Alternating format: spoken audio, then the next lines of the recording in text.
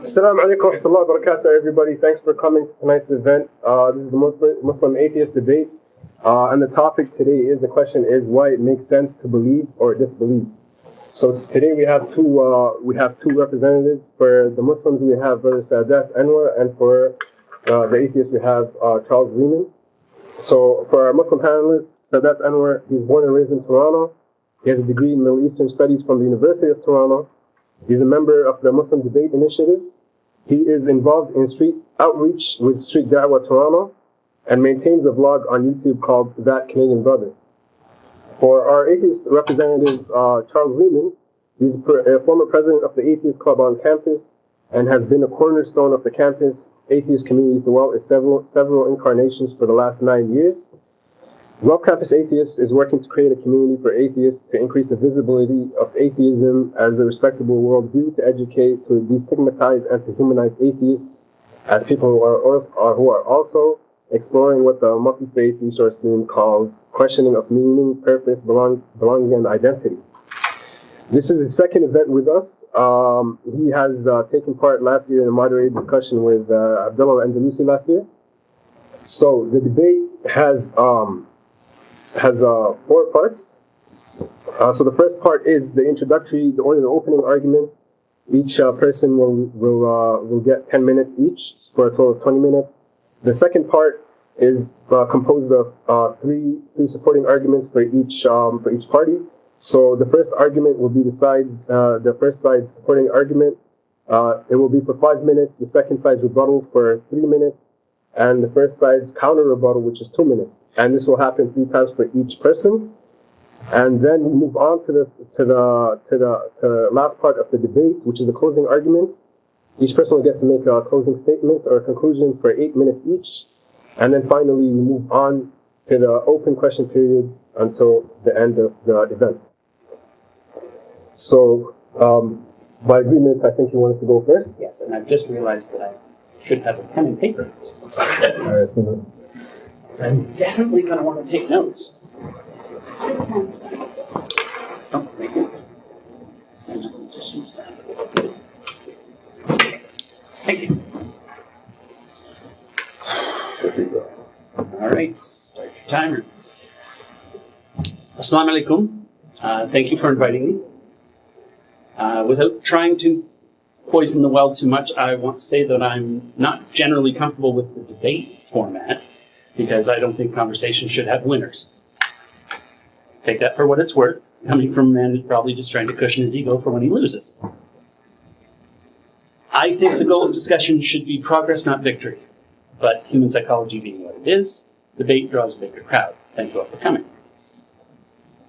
I'd like to start by saying that I'm not here to tell anyone that Islam or any other religion's claims are false. My position is that they have not yet, and in some cases cannot, justify some of their claims. Just like the atheist who says there definitely is no God cannot justify their claim. My position is that I am not yet convinced anything supernatural exists, and that logically impossible claims can be safely rejected. I'm not saying you're wrong, I'm saying I'm not convinced. The position I've been asked to defend is why it makes sense to not believe. I'm going to try to first address this more generally than the implied question, why it makes sense to not believe in Islam. All of you have things that you don't believe, and that it makes sense not to believe in. So we're starting from at least some common ground. Beliefs are truth claims, and truth claims are claims about reality, which makes reality the arbiter of truth. I want to point out that making sense is a very low threshold to meet. Scientists call it face validity, and while it's very important, it's the weakest form of validity. The idea that a child practicing their spelling for an hour will improve more than if they only practice for 20 minutes has face validity. Makes sense. When we actually tested it, it turned out that there was no difference in improvement beyond 15 to 20 minutes. It appears that spelling actually has a genetic component. So just because something makes sense doesn't mean it's real. And how is it that we can even talk about things that aren't real? Strap in, this part's going to get confusing. The philosopher Alexius Meinong believed that we can have meaningful thoughts about objects that don't actually exist in reality, but that in order to be able to speak meaningfully about something, it must in some sense have being, has to exist in some sense.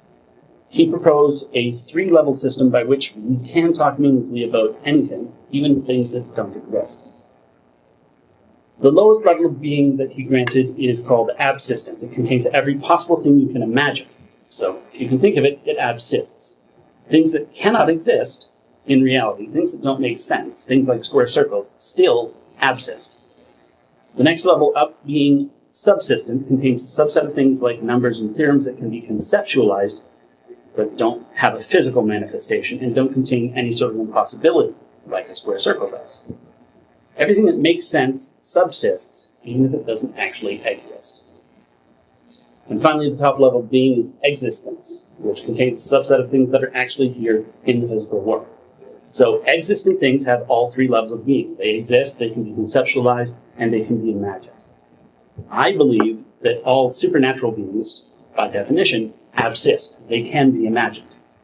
Some actually subsist because they can be conceptualized without containing any impossibility, but none have yet been shown to exist in physical reality. Metaphorically speaking, there is a domain in which we talk about things. Philosophers call this place a universe of discourse. Inside this universe, statements can be true or false. It's how we can have conversations about whether Superman would beat the Hulk. Yes, he would. Because we've already stepped into this universe of discourse where the rules of the universe allow these fictional people to exist. Now, our default everyday universe of discourse is the actual existent physical world. So in normal conversation, the statement, Superman can fly, is actually false because Superman doesn't actually exist, and things that don't exist can't do anything. However, within the subsistent comic book universe of discourse, the statement Superman can fly is true. So truth that exists in the subsistent universe of discourse, like comic books, does not necessarily equal truth in our existent physical world. I think that every theology constitutes its own universe of discourse, whether it's absistent or subsistent, within which we can make true or false statements about God. Jesus is the Son of God is true in the subsistent Christian universe of discourse, but false in the Muslim universe of discourse. It's unprovable in the actual existent physical universe. So before we accept any theological claims about reality, we need to first prove that the theological universe of discourse actually exists in the physical world and isn't just subsistent. Otherwise, we're really just talking about whether Superman can be powerful. Which was a very long way of saying that making sense isn't a reliable method of discerning truth from error, and just because we can talk about something doesn't mean that thing is real. So in arguing that it makes sense to not believe, what I'm actually arguing is that belief shouldn't be our default position, that we should be skeptical. We should neither automatically accept nor automatically reject anything without sufficient reason, and we should withhold judgment until given sufficient reasons. Of course, we all know that we shouldn't believe everything we're told, because people can be misunderstood, people can be mistaken, and they can be motivated to deceive. We've all signed cell phone contracts here. So, automatic belief is not a good default position. But then neither is automatic rejection, because people can communicate clearly, they can be right, and they can be genuinely acting in our best interests. So we need to withhold our judgment. I've been talking around and about truth a lot without really defining it, so I could be wrong, but I think that truth is that which conforms to reality as adjudicated by predictive power. Now, inherent in that definition, which is kind of confusing one, is the concept of falsifiability. We're not justified to accept a claim whose predictions cannot, at least in theory, be disproven. I don't think we're justified to accept string theory, for example. It may be true, but we simply have no way of knowing. Because beliefs are truth claims and truth claims are claims about reality, beliefs are justified by physical evidence. However, not all evidence is equal and not everyone's threshold of evidence is the same, which is why I don't accept the homeopathy as medicine, but my brother does. And our thresholds change based on the claim. If you tell me you have a dog, I'm willing to take your word for it. If you want to sell me a puppy, then I'll need more than your word that the puppy exists. I'm going to need, pictures are fine, but I'm going to need to meet the puppy. If you tell me your dog is actually a dragon in disguise, my burden of proof is going to be extraordinary. Specifically, I'm going to need to see, touch, hear, and smell the dragon. And I'm going to need to have others do the same. I'm going to want to record it on my phone in case there's a hallucinogen involved. No amount of words is ever going to be sufficient.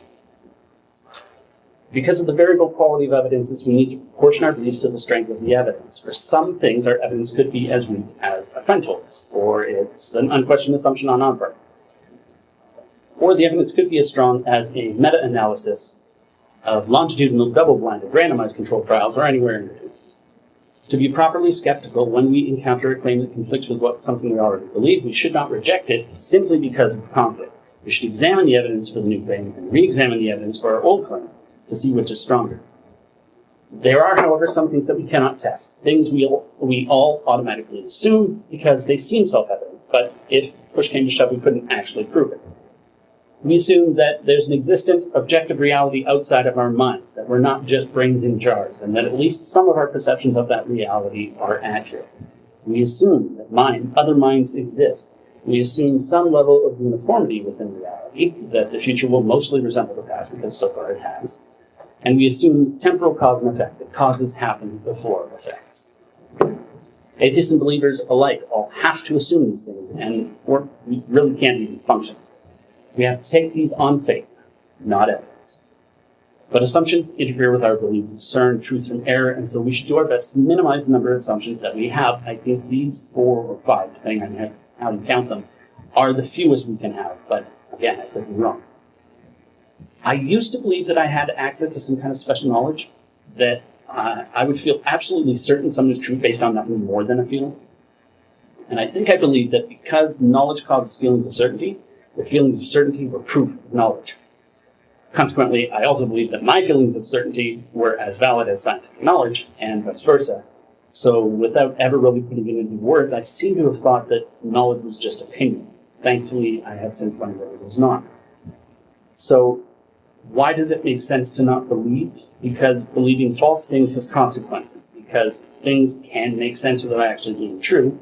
Because humans can be mistaken. They can miscommunicate and they can deceive. Reality is the arbiter of truth. We all have a mental map of what we think reality is. And that mental map is like its own universal discourse. It's our worldview. The more accurate our mental map of reality is, the better we're able to navigate the world, and the more likely we are to choose actions that get the results we want. Yes, made it in time. Okay, so that's it. Bismillah, alhamdulillah, wa salatu wa salamu ala rasulullah, Allahumma shrah li sadri wa yassir li amri wa hlul 'uqdatam min lisani yafqahu qawli. Some very interesting points that Charles has brought up. And just to be clear, this portion of my talk is the introduction and not the rebuttal to anything that Charles just said right now. So what reasons do I have for believing? There's many different routes that you can take to belief. If I gave you the route that I took to belief, you wouldn't find it very exciting, because I can't tell you that, I used to be an atheist, I used to be an agnostic or a Christian, I used to be a gangster, I was shooting people on the street, went to jail, all that. No, the truth is quite bland. I was born and raised in a Muslim family, raised by Muslim parents. However, throughout my life, I had to reaffirm my faith for myself. As many of you know, when you are born or at least raised in the West, when you're going to the public school system, when you're going to the public middle school or high school or university system, you're constantly being challenged. Your beliefs in God and religion, in Islam in particular, is always being challenged. So I had to rationally scrutinize and think about my faith and constantly reaffirm it for myself. So I didn't simply adopt my Islam from my parents. I had to go through that route myself. So let's explore one of the possible routes that you can take to belief. And of course, the fundamental belief or concept in Islam is belief in the oneness of the Creator, the oneness of Allah subhanahu wa ta'ala, which is known as Tawheed. So one of the routes that can be taken, one of the rational routes, philosophical routes that can be taken to arrive at the belief in the Creator is that we still have to account for reality, regardless of whether we're theists, atheists, or agnostics. The burden of proof is not just on the Muslim or on the theist to prove that God exists. The atheist also has to account for why reality is the way it is. Why does reality exist? Why do we exist? Why are we sitting here in this classroom instead of there being nothing? So when you think about this question, there's three possible options that we can use to explain how we arrived here, how the universe arrived here. There's three possible options. These are the three options that occur to my brain, to my mind. Maybe if there's someone doing a second PhD in astrophysics, there might be a fourth option.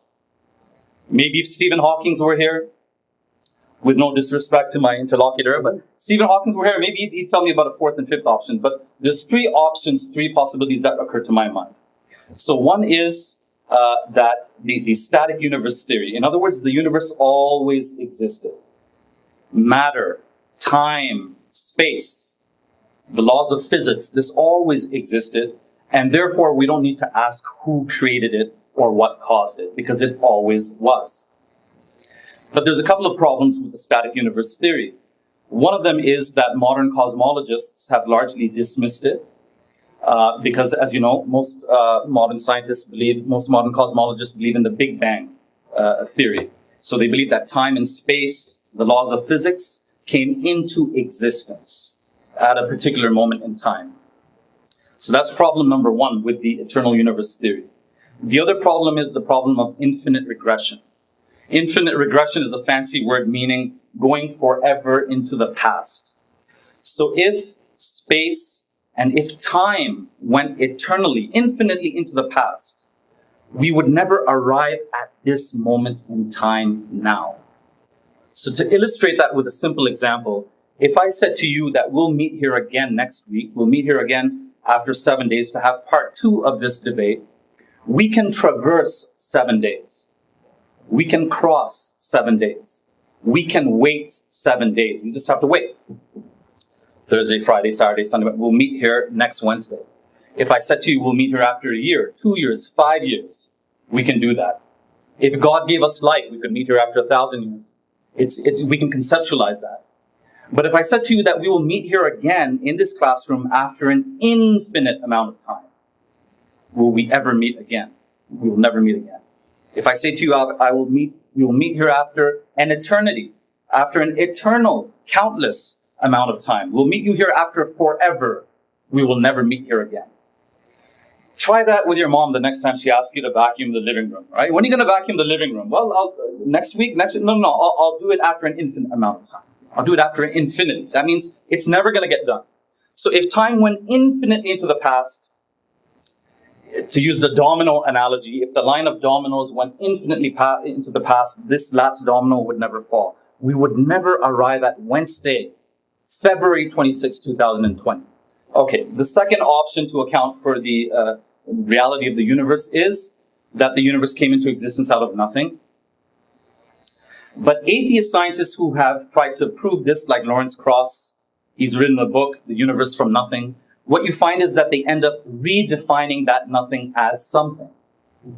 So that nothing actually becomes energy fields, right? It could be quantum energy, it could be dark matter, it could be black holes, it could be gaseous matter, but that's something. So we're still at the same problem. We've just moved the question one step back. Now we're still going to ask where the gaseous matter come from, right? Where did these energy fields, where did they come from? So nothing, if by nothing we mean truly nothing, Aristotle gave the best definition of nothing, which is nothing is what the rock dreams of. Nothing is what the rock dreams. Like, think about that. What is your shoe dreaming of right now? What is my pen dreaming of right now? That's truly nothing. Can anything come into existence? Can anything come into existence out of the dream that my pen is having right now? Let alone the universe, with consciousness, with awareness, with intelligence, with Charles and Sadat having an intellectual conversation at a university. Can that come out of the dream of a rock? No one actually believes that, and if they did, such an atheist would believe in a bigger miracle than what any Muslim or Catholic believes in. So this basically leaves the third option, which is that time and space and matter came into existence at a particular moment in time at the Big Bang, but something must have caused it. Now, whatever caused it could not be inside of space and time, because that's like a mother giving birth to herself.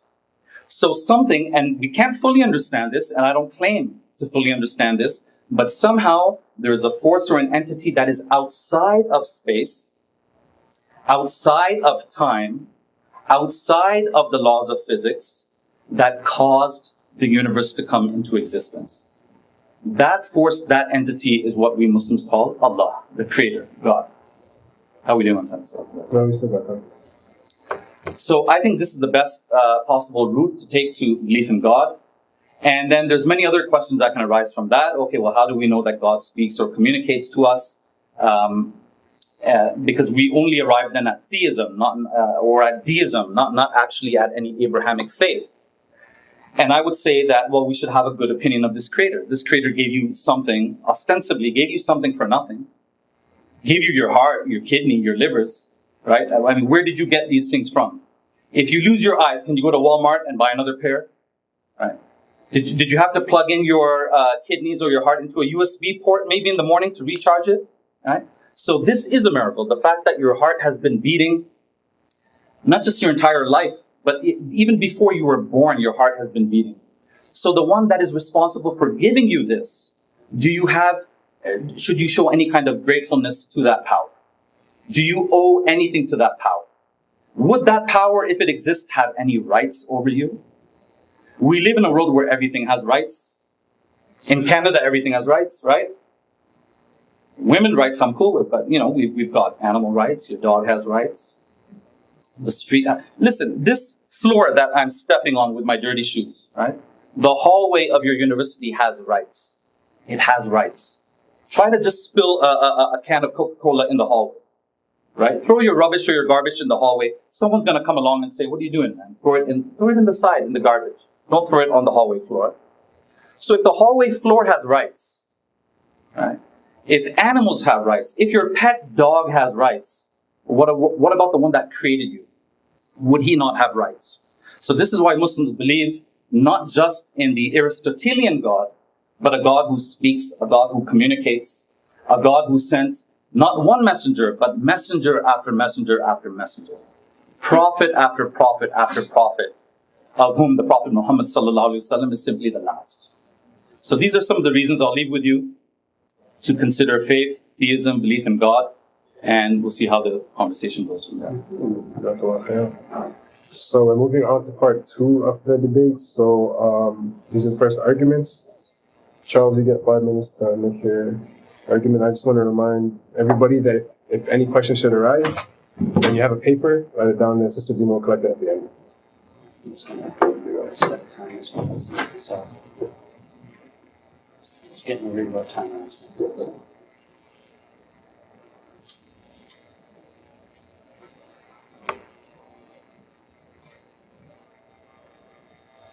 Okay. So human psychology being what it is, I used to believe a lot of things that I no longer do. I believed in ghosts, psychic powers, crystal magic, UFOs, etc., etc. I was certain it was all real. I was convinced of it. Since learning how to think more critically and how to more properly evaluate evidence, I've had to leave my belief in the supernatural behind.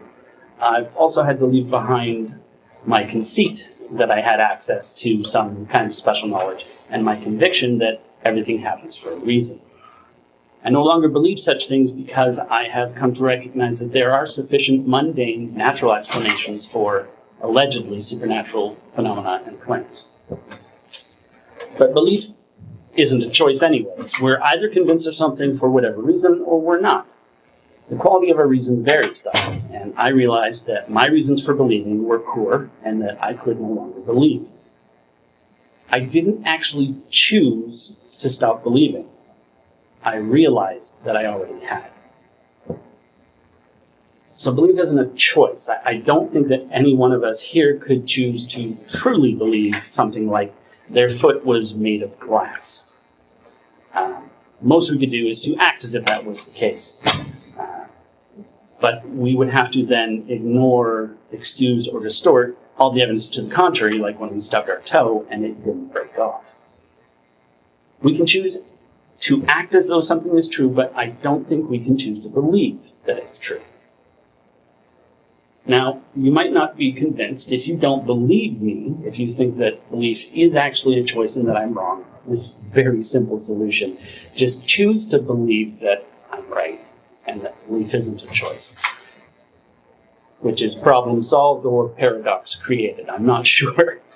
Our beliefs form a mental map, but they also form a worldview, a lens through which we interpret the world. And that lens is supported by various cognitive biases that all human brains seem to have. One of the more famous and insidious cognitive biases is confirmation bias. Confirmation bias is a tendency to search for, to interpret, to favor, and recall information in a way that confirms or strengthens one's prior personal beliefs or hypotheses. People display this bias when they gather or remember information selectively, or when they interpret it in a biased way. The effect is stronger for desired outcomes, for emotionally charged issues, and for deeply entrenched beliefs. I have had to fight against this every day of my life. People also tend to interpret ambiguous evidence as supporting their existing position. Several mechanisms, such as biased search, interpretation, and memory, have been invoked to explain various observed behaviors like attitude polarization, which is when a disagreement becomes more extreme, even though the different parties are exposed to the same evidence, something, like a debate.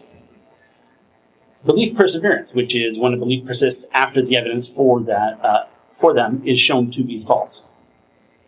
And illusory correlation, which is when we falsely perceive an association between two events or situation. What we call luck, I think, is statistics taken personally.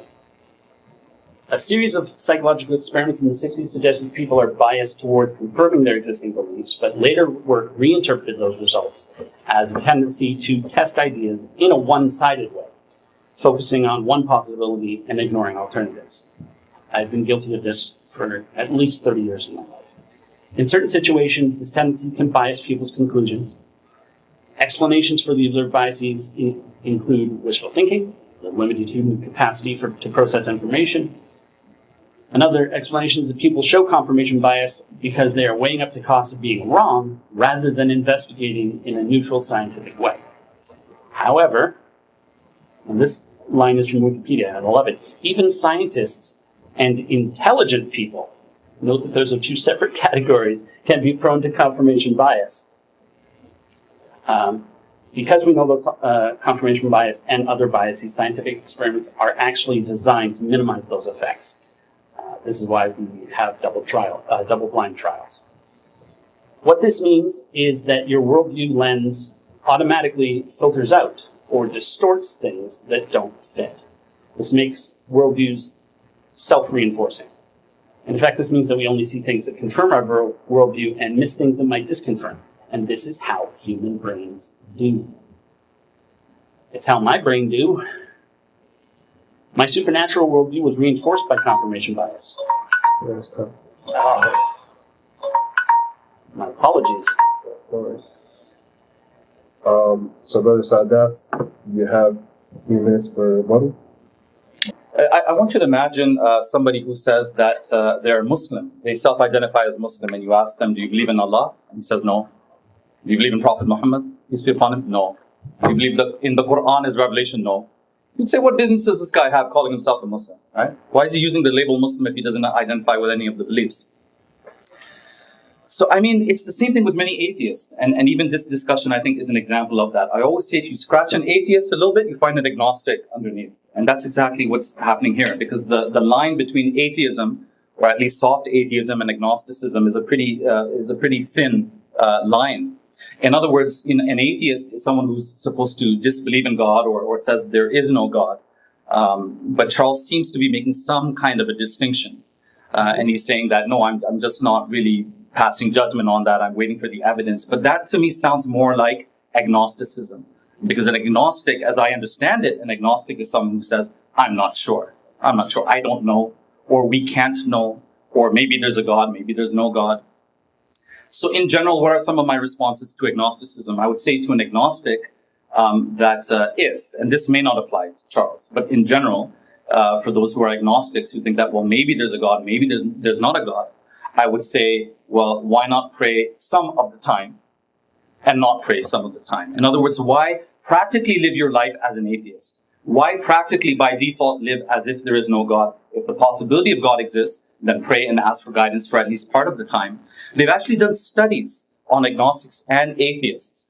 And the belief in God is so deeply programmed in the human being, which, by the way, confirms what Islam teaches. Islam teaches that we were all born with the fitrah.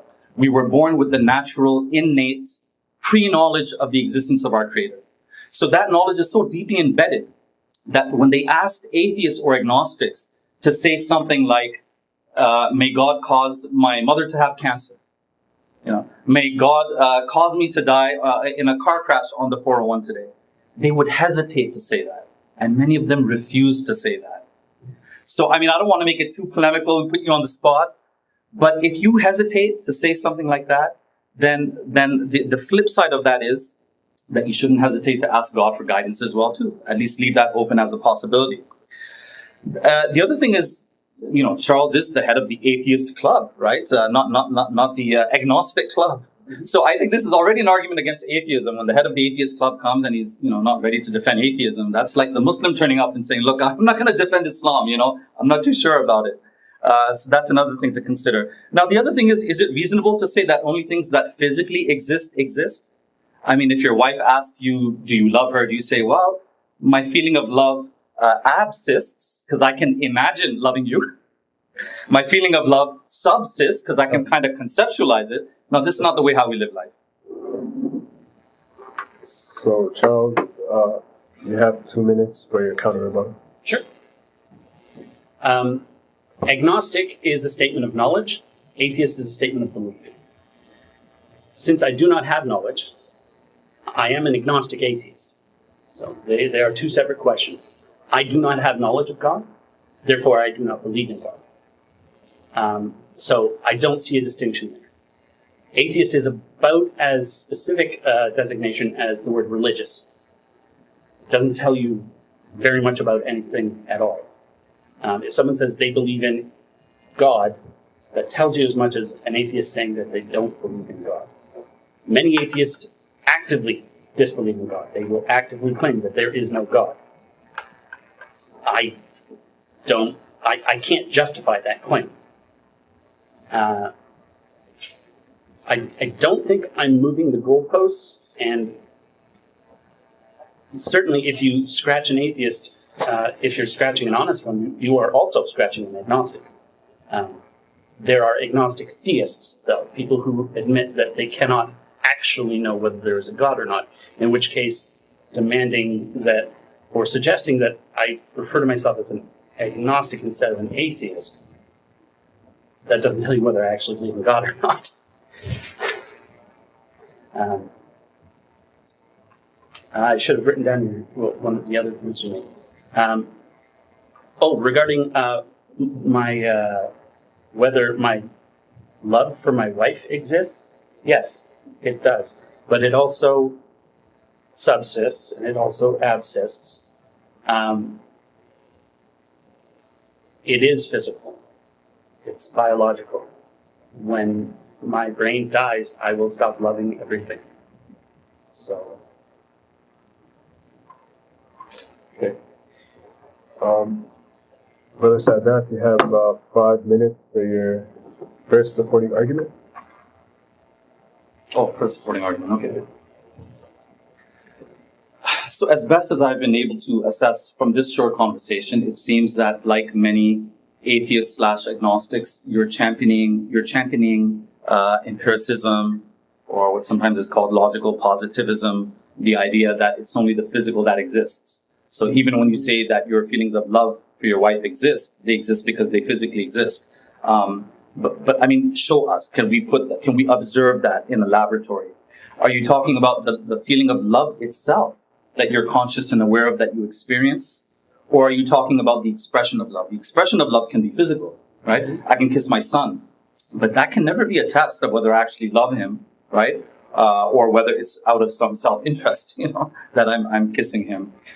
So that's something to think about. The other thing is that empiricism, logical positivism, it kind of undercuts itself because it's going out of the realm of science and into scientism. It's claiming that everything that exists has to be empirically testable. It has to be empirically falsifiable. It has to be physically observable. But there's so many things that exist which are not physically empirically testable. So, for example, just the idea that all truths can be proven, existential reality, which you already alluded to. Like, I mean, how would you actually prove that we're not in a dream right now? We've all had dreams where we're sitting in a university classroom. It seemed real at the time because that's why we were worried and that's why we were sweating. And then 1 minute later, we realized, hey, we're awake. So how would you prove that we're not in a dream right now? In fact, how would you prove that you ever had a dream? Right? If I ask you, have you ever dreamed that you're on a mountain or that you're flying? And you say, yes, last week I had a dream like that. Prove it. Prove it. Because I want to be rational and scientific now, right? So it doesn't work like that. How much time is that? Oh, you have more than 3 minutes. Yeah. History actually occurring, which again, he was good to allude to, temporal depth. The fact that my memories of the past actually exist. We weren't just created an instant ago or 5 minutes ago with false memories programmed into our brain. No, what I remember from last week, that really did happen last week. That really was 7 days ago. How do we prove that? This is by intuition, right? The rules of logic, aesthetic values. Even in mathematics, there's presuppositions. There's axioms or first principles in every field of knowledge. Even in mathematics, set theory, or presupposing that infinite numbers exist. Yeah, we can take a calculator and put 84,000 times 43,000. But the answer, who's verified it? Who's actually gone out and counted it? Who's actually seen it? So you haven't empirically tested it in that way, which proves that there's different ways of knowing. And just the fact that Charles said that there's some things he takes on faith, again, this is in line with what Islam teaches, because Islam teaches that we're believers first. Before we're knowers, before we're scientists, we're basically fundamentally believers first. So when Charles says that he takes certain things on faith, like temporal depth, like the fact that we're not in a dream right now, or to use the example that we're not brains in a jar in the matrix, right? He's acting on faith. He's being a believer first before he's being a knower. So if you want to take this kind of skepticism even more seriously, you should actually question even these presuppositions. Are they actually true? Because there's no empirical proof for them. Mm-hmm. And this is not a far-fetched idea. There have been atheist philosophers who have done just that. And people like Nietzsche did just that. And it's not a coincidence that they went crazy near the end of their life too, right? He looked at the abyss looked back. That's it, he's gone, right? So these are some of the things to consider. How about free will, right? How about even consciousness and experience? How would I know of my own consciousness? Descartes said, I think, therefore I am. How do I know that any of you are actually conscious beings? You could be just very advanced androids, or you could just be people in my dream, right? So there's many things that we take on intuition and faith because they're reasonable. And earlier on, Charles said, well, because something is reasonable doesn't mean that it's true. Yeah, but at the same time, it doesn't mean that it's not true either. Other ideas like true love, we mentioned democracy being the best political system. For a blind person, colors. How would you prove colors to a blind man? If he wants to be rational and scientific by your standards, should he or should he not believe in colors? That would be a question that I would like to get an answer on as well. How would you explain transcendent experiences? If you haven't experienced a transcendent experience or a spiritual experience, reading the Bible or praying, doing sujood, when we Muslims prostrate, we pray, hearing the Quran. If not that, maybe it was through experiencing a beautiful piece of art. Maybe looking at something that is aesthetically pleasing, or even a piece of music. Okay. So, Charles, you have 3 minutes for your rebuttal. Sure. I'm unfamiliar with logical positivism, so I will go with, as you described it, the idea that the physical is the only thing that exists. That is not my position. My position is methodological naturalism, which is the recognition that we can only test that which we can detect. If we can measure it, we can test it. There could be all kinds of things beyond the physical, but I simply have no way of knowing. So there's nothing to talk about. I think that my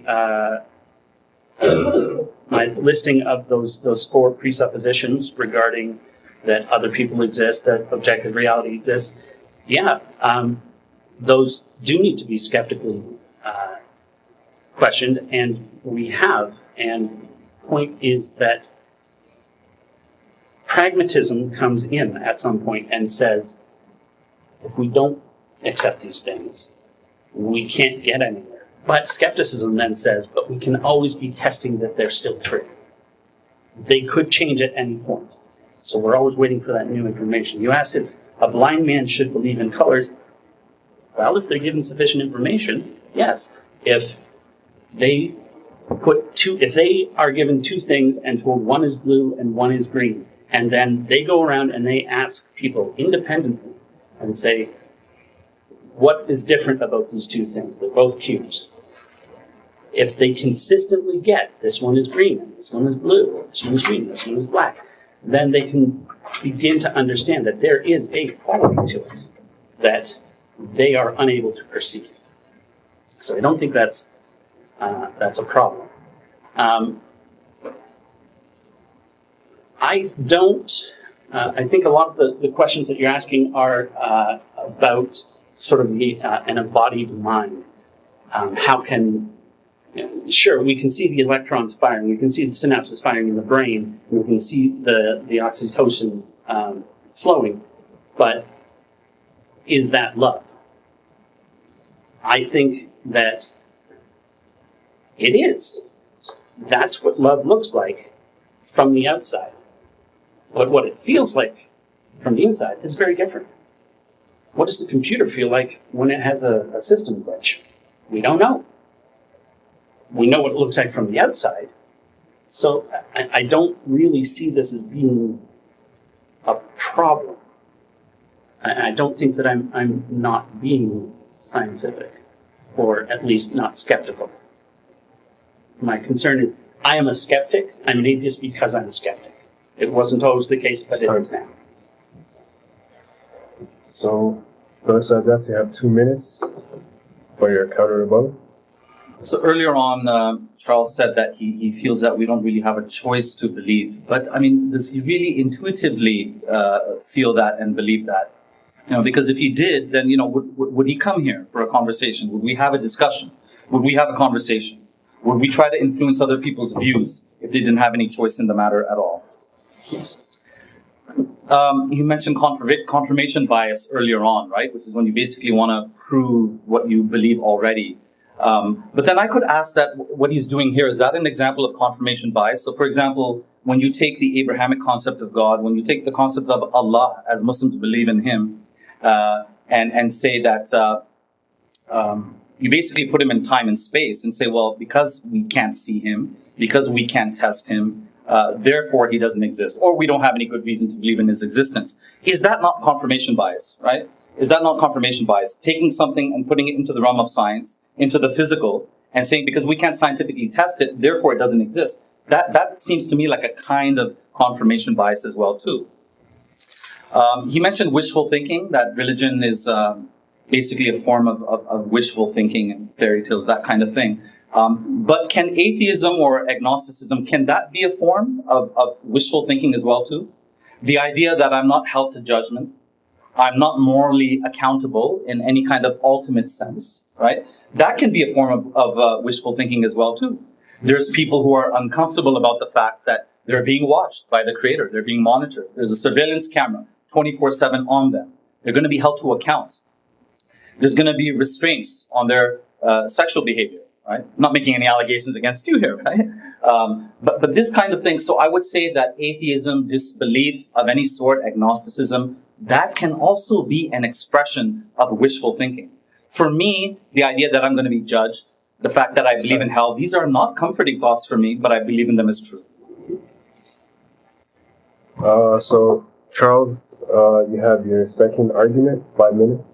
Yes, there was more to my original argument that I ran out of time for. I'm going to see if I can sneak a little bit of it in.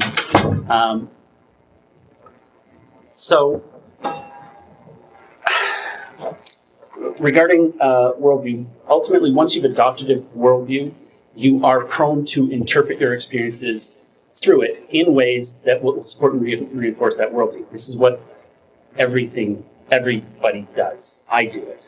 all those experiences then have potentially been distorted in some way. And so we cannot entirely trust those experiences as evidence to support the belief. And if we can't trust those experiences from after we adopted our worldview, the question becomes, why did you start to believe? And is that a good reason to believe something?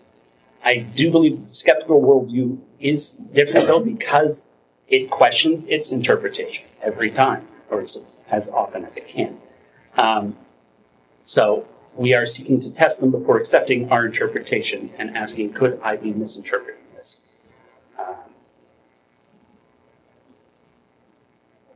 Now, we assume that there's an objective reality outside our own minds, that we're not just brains in jars, and that at least some of our perceptions of that reality are accurate.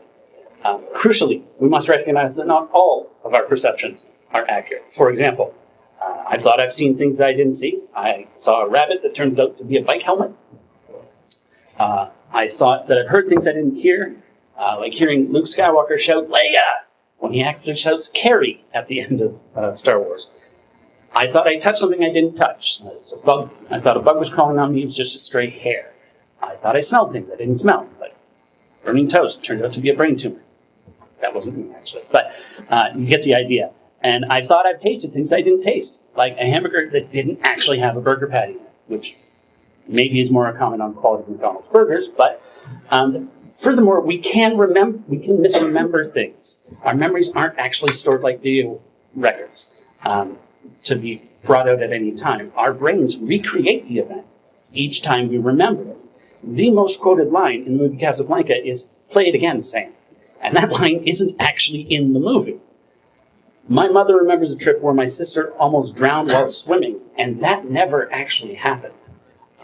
What it is a particularly vivid dream that my sister told the story of so many times that my mother now believes it's history. It was a very interesting Christmas when we had that talk. And this is true for everyone, and it means that we must lower our confidence level for things which we do not have direct personal experience. As a skeptic, I try not to hold any position absolutely. We must remember that even when everyone in a chain of transmission is being completely honest, at every stage, we are in danger of receiving a miscommunicated misremembering of a misperception, because that's how humans do. And this is fatal to revealed truths, in my opinion. Revelation is only revelation to the first person, if it's revelation to the first person. I am open to evidence of Allah's existence. I don't have any idea what that evidence would look like. But Allah knows, and He knows precisely what would convince me of His existence. He knows that I am open to it. He could do it effortlessly, and He could do it without violating my free will to choose whether or not to follow Him. I would simply then be making an informed choice. Hasn't happened yet, so there really isn't anything more I can do except remain open to the evidence and wait. This is the same, though, for every other God. So when Sadat suggests that why not pray sometimes? Well, we know of over 4,000 gods in history. I have to pray to all of them. What I can tell you is that any secondhand information is never going to be convincing to me. At least nothing that a human is capable of doing can be evidence for God's existence. Because humans can be wrong. Humans can deceive. And I think a wise God would know this and would not transmit His message using the same methods that allowed humans to create false gods.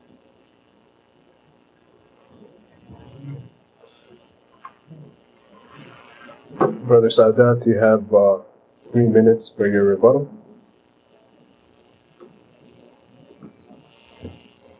Yeah, I really appreciate actually what you're saying in the sense that I think this is what is perhaps sometimes labeled or called soft atheism or friendly atheism. So I appreciate the fact that on the one hand, you're trying to be open to the evidence, but you still haven't decided what that evidence would look like. So when we are positing a transcendent force, transcendent meaning outside of this world, external to the universe, external to the laws of science, then I hope you understand at least that much of what the evidence will not look like, right? So you don't need to wait for maybe the cloud formations to say, Charles, become Muslim today. This is not the kind of information or evidence that is going to come your way. It's going to be a different kind of knowing, as I said. You mentioned that you're a methodological naturalist. Yes. If I got that right, yeah. So are Muslims, right? That's why we believe in science, right? But scientism is another thing. That is philosophical, naturalism. You know what I mean? And that's unproven. Philosophical naturalism is unproven. In other words, folks, the idea that science can prove all of reality, can explain, can demonstrate all of reality, that science can show you truth. Well, there's no proof of that. There's no scientific proof of that, right? So we have to sometimes resort to philosophy and theology and other fields and other disciplines to ascertain what the truth is. The other thing is, there's kind of a bit of a contradiction. On the one hand, you're saying, I will never accept secondhand information. Humans can be wrong. I will not accept human transmission. And yet earlier on, you said that the blind man, if he gets it from reliable testimony, if he hears it repeatedly, consistently, and he receives reliable testimony that colors exist, he should believe that colors exist based on testimony, right? So that is to a great extent what Muslims are doing, right? We're taking the testimony of Sahaba, of different chains, of different Isnams. Don't confuse Islam with Christianity, right?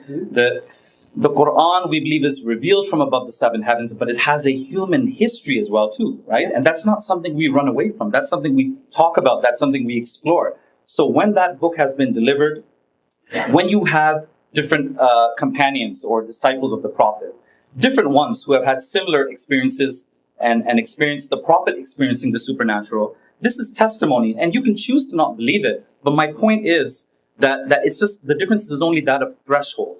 The concept of believing in something due to human testimony, that is not something that is foreign to your belief system. That is not something that is foreign to your worldview. The fact that we believe our fathers are our fathers, we're going on testimony, folks, right? Most of us haven't been on Jerry Springer, gotten DNA tests and thrown chairs at people. We're going by testimony. My father is my father. So reliable testimony is a legitimate means of attaining knowledge and truth. So, Charles, you have 2 minutes for your counter rebuttal. Okay. Yeah. I absolutely agree regarding this scientism and philosophical naturalism. It's by definition and almost by design, it is untestable. That's why I don't actually accept it. Science doesn't seek to actually, it can probably never give us truth. What it gives us is increasing approximations of truth. You make a good point. I like the point regarding a blind man trusting other people for this information for something that he cannot experience. And that is an excellent analogy. I think, however, that Allah is of a different category.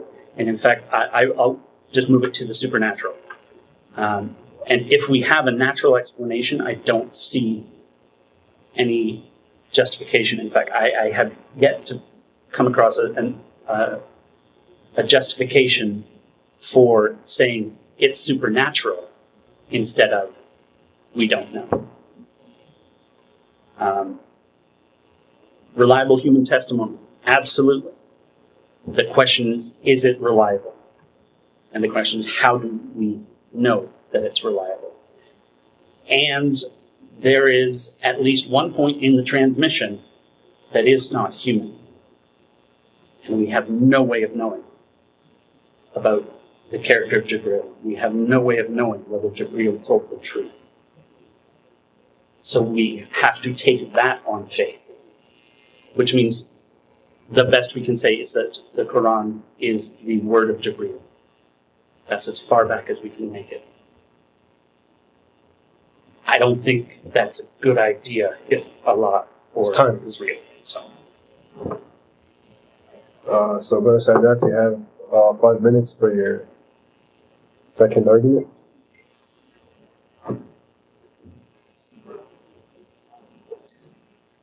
I think the examples that you gave of like false memory, where people in your family thought they remembered incidents that happened, that occurred, but they didn't actually occur, or maybe they didn't occur in that way. Ultimately, none of that negates the original example that I began with. The original example is one that we still have to think of, which is that either there's an infinite universe, which, mind you, even if you were to believe in it, an infinite universe would by definition be supernatural. It would be metaphysical, because you can't measure infinity in the physical universe. Infinity doesn't actually exist in the physical universe. Infinite numbers don't actually exist. We can't test them, we can't verify them. So if you believe in that kind of infinity, then you have basically backed up into a supernatural corner. If you believe, on the other hand, that the universe came into existence out of truly nothing, absolutely nothing, i.e. the dream of the rock, then again, this is a bigger miracle than what any Muslim or Catholic believes in. In other words, that would be a supernatural position. And if you take the theistic explanation that there is a force, a transcendent force outside of space, matter, and time, that is the cause of the physical, natural universe, of course, that is also a supernatural metaphysical position, which is the one that Muslims take. So my point is that you can't really escape from this trichotomy. You can't escape from that. And if you say, well, there has to be a naturalistic explanation, or we don't know, it's a true dichotomy to say that there has to be a naturalistic explanation for nature, for the origin of nature, or a supernatural explanation. If you say that there's a naturalistic explanation for the origin of the natural universe, then that's like saying that the mother gave birth to herself. That's like saying nature caused nature. So by definition, then the option that we're left with is that something supranatural, something metaphysical, meaning above and beyond the physical, is the cause of the naturalistic universe.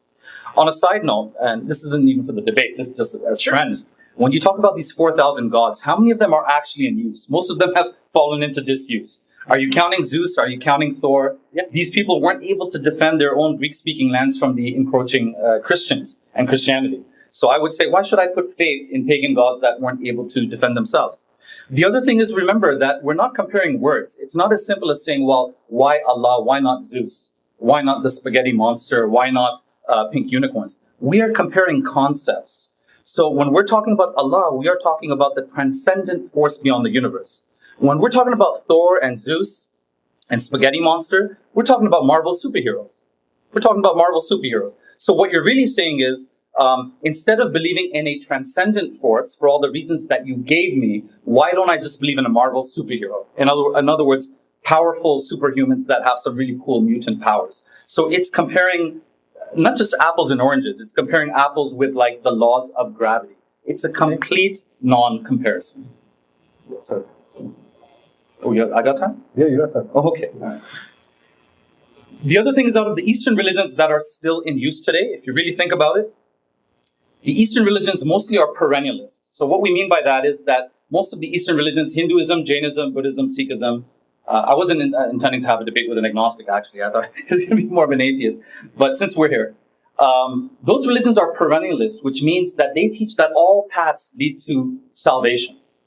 I'm using the Judeo-Christian kind of term here, but nirvana, moksha, escape from the cycle of life and death. In other words, a Hindu, Sikh, Jain, Buddhist will tell you that if you're a Muslim, you're just fine.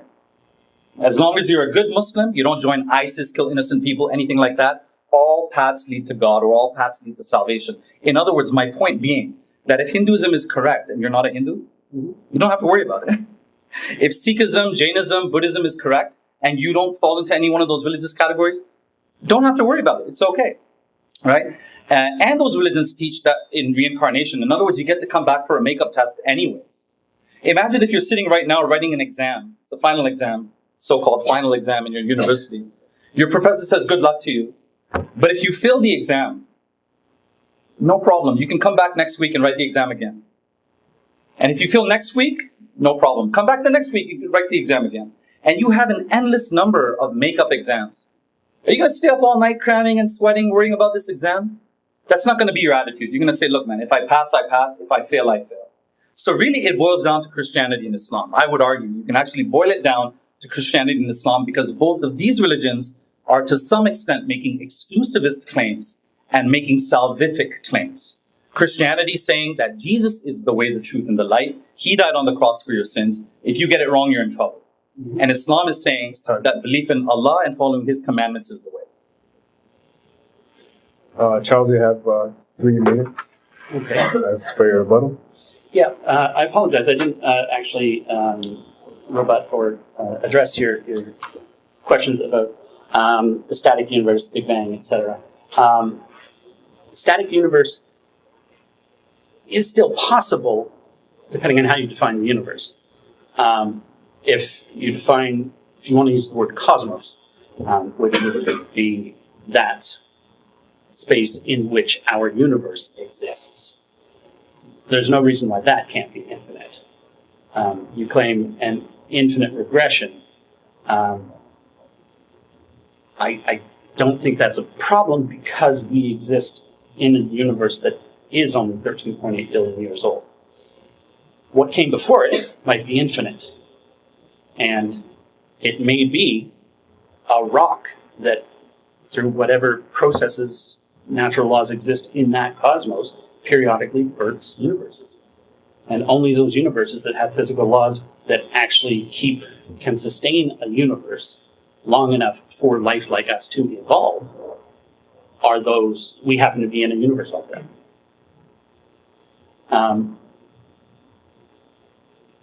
The idea of philosophical nothingness, we have no reason to think that's even possible, and we certainly have no reason to assume that it's the default. Every objection raised against an infinite universe or an uncreated universe applies to Allah as well, and it's special pleading to suggest that He's an exception to it. If the universe was created from nothing, if Allah created it from nothing, how does a cause acting on nothing has no effect? So unless Allah created it out of Himself, there was nothing for Him to create it from. A deistic God could have accidentally created our universe. There's no reason to assume intent. We are presupposing intent from the fact that, well, this universe seems to suit us pretty well. But then a puddle thinks that the ground fits it pretty well when it actually fits the ground. And a deistic God could have, because He's unable to create, cannot act on anything that doesn't exist, cause can't have any effect on something that doesn't exist. Maybe that God sacrificed Himself and created the universe out of their body and no longer exists. Last time. Sadat, you have 2 minutes for your counter rebuttal. So what Charles mentioning here, without using those labels, it kind of sounds like the oscillating universe theory, or maybe multiverse theory. Perhaps there's other universes in which the conditions are different, and therefore us finding ourselves in this universe, which is so finely tuned. I mean, the initial conditions of this universe had to be so finely tuned, something like 10 to the power of 10 to the power of 34, something like this, that even atheist scientists, even people like, I think Richard Dawkins even has said that the universe appears to be finely tuned. Stephen Hawking has said the universe appears to be finely tuned.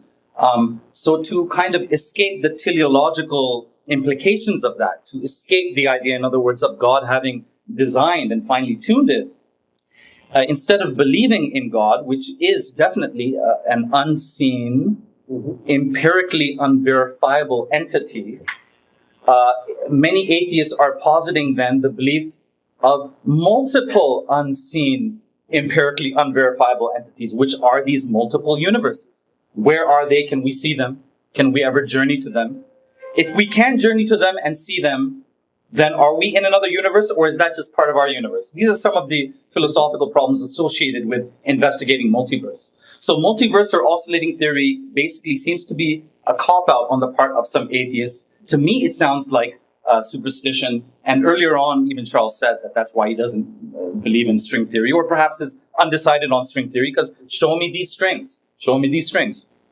So all I'm saying is that if it's difficult for you to believe in an unseen, empirically unverifiable entity, i.e. Allah, God, instead of that, it makes no sense to posit multiple, perhaps infinite, unseen, empirically unverifiable entities, i.e. these so-called multiple universes, which we've never seen. So Charles, you have your 5 minutes to your third and final argument. Certainly. Just a second. That's okay. No worries.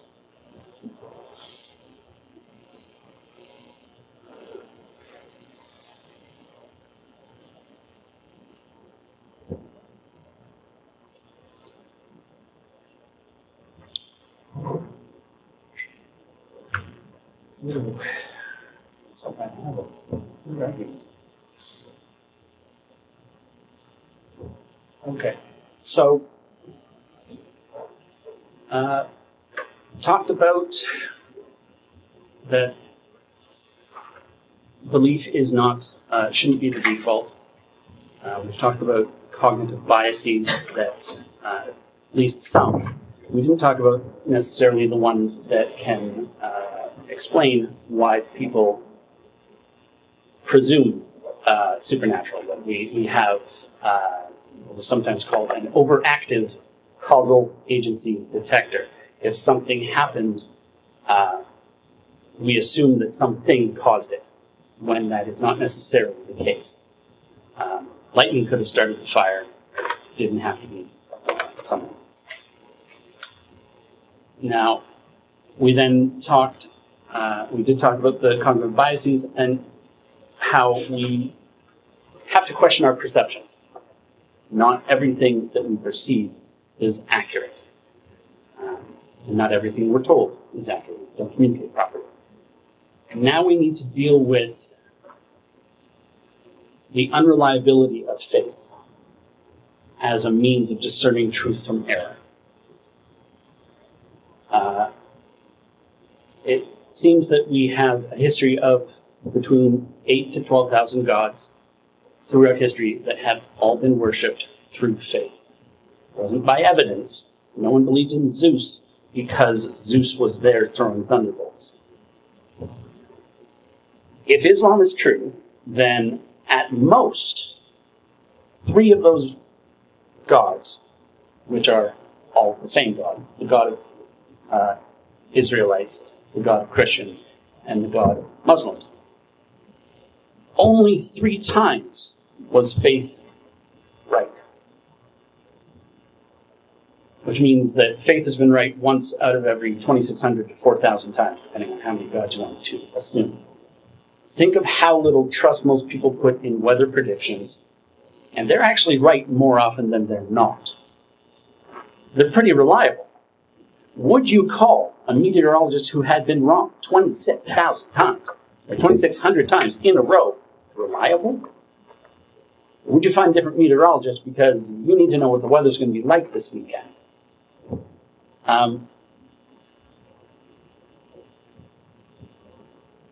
Sadat suggested that it's an unfair comparison to compare Zeus with Allah. I think this is an error in thinking. The fact that the Allah concept has survived means that it's survived. But the older God concepts were very much more down to earth. Mount Olympus was a place. You could climb Mount Olympus. Those gods don't survive. The gods who have survived, the claims about them, they have moved further and further into unfalsifiability to the point where they no longer even exist in this universe, in this time and space. So, being unfalsifiable, they are able to withstand scrutiny. I would also suggest that without trying to be confrontational, the God of Allah, Allah is borrowing from Christianity, which is borrowing from the Israelites, from Judaism. So the adopting a successful model is a good idea, at least for a starting point. I don't accept faith for three reasons. One, because faith, when it's not being used as a synonym for trust, hope, or confidence, none of which are evidence either, always seems to mean belief without evidence. A lack of evidence cannot be used as evidence. Two, because faith doesn't cause beliefs. Beliefs cause faith. An effect can't be its own cause. And that because faith supports all religions equally, some of which must be false for others to be true, it means it doesn't actually help us discern true beliefs from false ones. I don't think it's fair to say that the multiverse idea and God are equivalent, because the multiverse is still using natural explanations, where God is a complex being, and we have we've never seen a complex being that didn't arise through evolution. Sadat, you have 3 minutes for your rebuttal. So to address a few things that I haven't touched on yet, which Charles mentioned, he mentioned the possibility of a deistic God. Deism is the idea that God or a higher power exists, but he's simply not concerned with our lives. He's just kind of let things roll, and he's not really involved in our lives anymore. And again, the fact that so many ex-Christians in the West have become deists, to me that again just really reaffirms the truth of the teaching of the Prophet Muhammad, peace be upon him, in regards to the fitrah, the natural spiritual compass, intuition and pre-knowledge in us that tells us that our Creator must exist. Think about it. In university, most of the people that you're sitting next to, right, in your university classes, people with Christian names like Michael, John, Stephen, when you talk to them, they're not Christian anymore, right? They're not Christian anymore. But most of them still claim to believe in some kind of a higher power. So this shows me that it's easy enough to shake the Bible off. You can shake off Catholicism, you can shake off the church, but shaking off God is a much harder and much more radical thing to do. Mm-hmm. The other problem with deism is that it gives us a very bad role model. So imagine me, getting married, my wife gets pregnant. As soon as she delivers the child, I say, hey, I'm out of here. Yeah, good luck.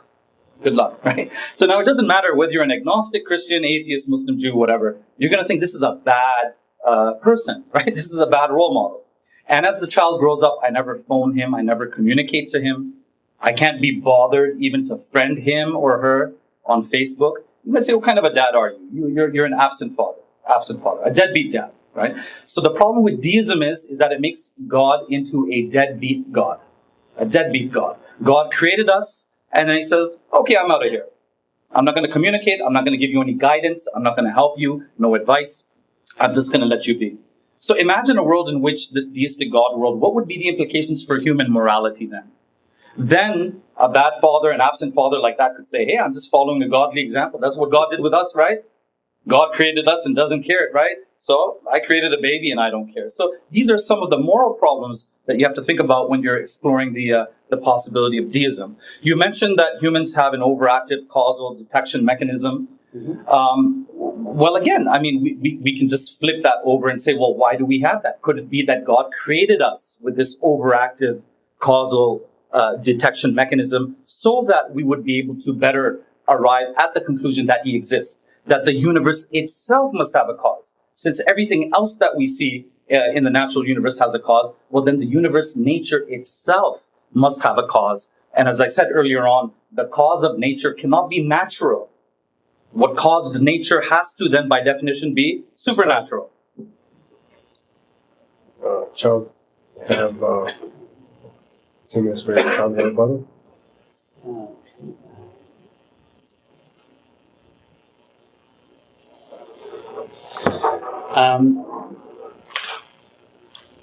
The fitra does exist. It exists in many religions throughout the world and in many non-religions. It's because it has been observed. Islam observed it and called it the fitra. They attributed it to God. In fact, it evolved.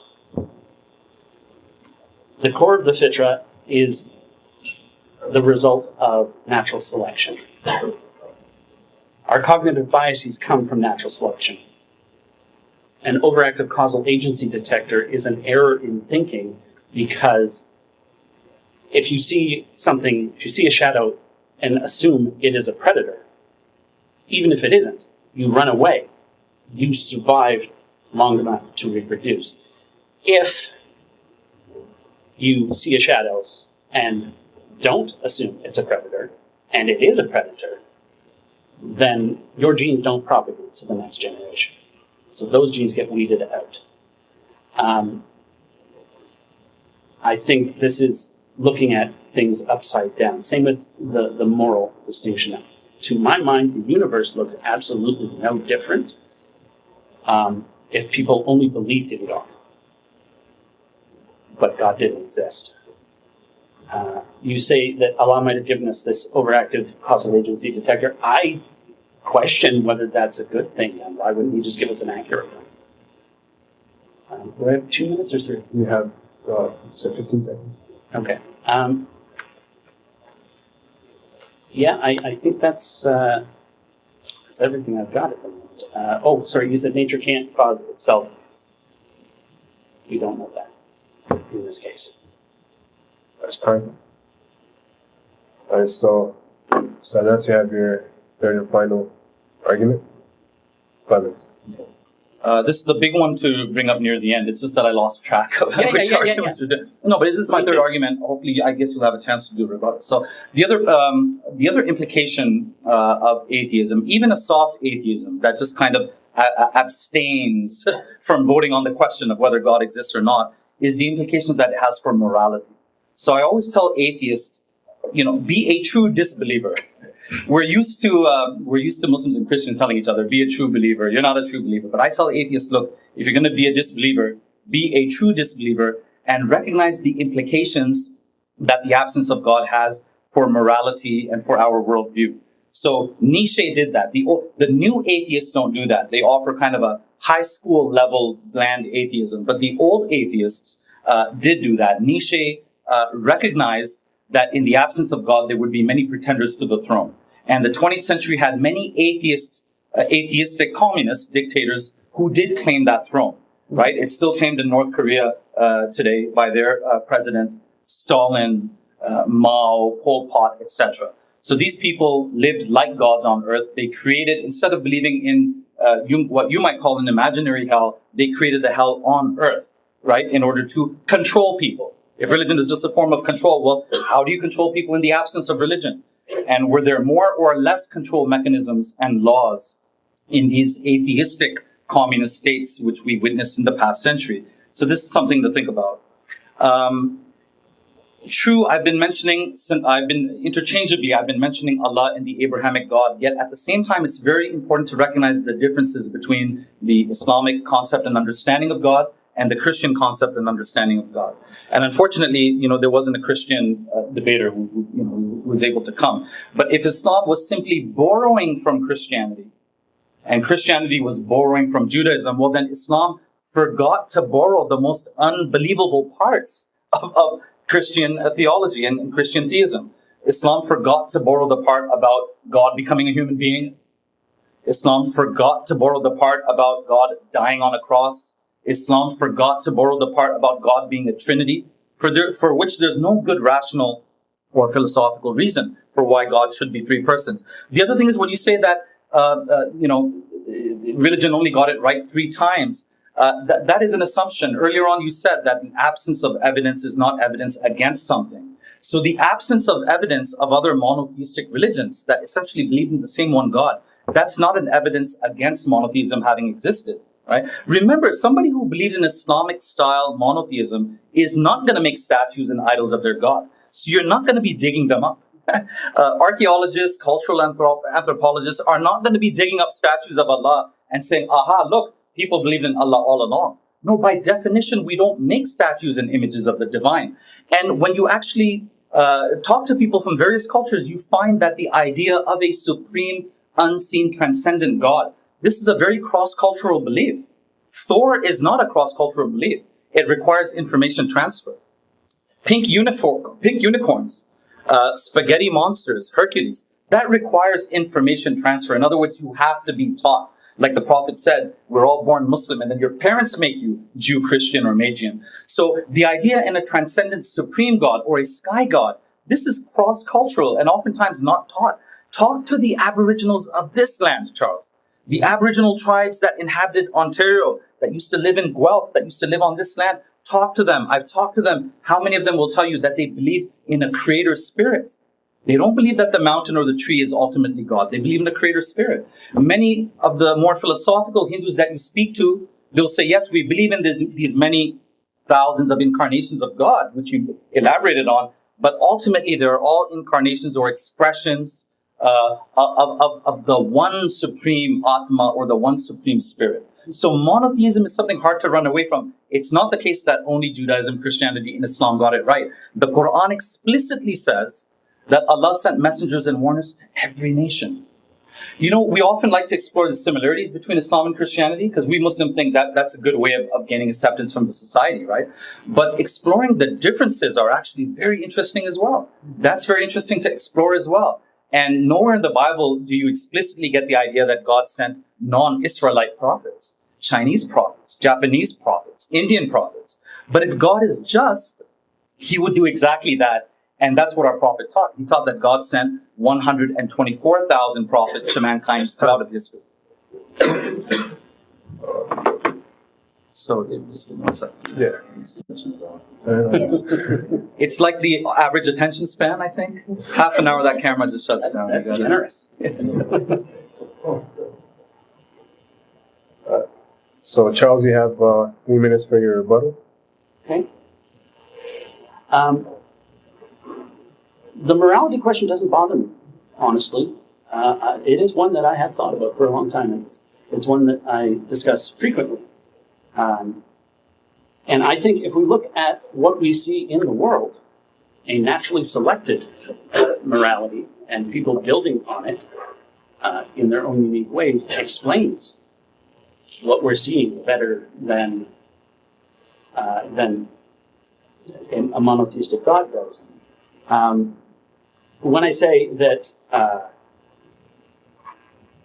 Islam borrows from Christianity, they didn't forget to leave out the absurd things. Obviously, if you leave out the absurd things, this is selection pressures. This is how humans work, that those things which are believable survive as memes. Those that aren't get forgotten. I don't see anything in this that a human couldn't have done. And that human might have believed that they were divinely inspired. That doesn't mean they were. So I think we need to ask, could a human have taken beliefs from other cultures and melded them together into something? And I think that certainly they could. You say that Thor isn't cross-cultural. Certainly he isn't, but he's a thunder god. And thunder gods are cross-cultural. Even in North America, the Thunderbirds are a spirit that controls the thunder. This is humans looking at a natural phenomenon and attributing a supernatural cause to it. Once again, an overactive causal agency detector. If that something is causing that, the idea that you have a God who controls something and that you might be able to bargain with that God. So if you can propitiate with a God to give you a good crop, to hold off from destroying your crop, then absolutely you would do that because that crop is your life. I've apologize. I think that's as far as I've got. I had said, got 10 seconds again, to address the idea that nature can't cause itself. The universe didn't cause itself, but whatever exists outside of it may have caused it.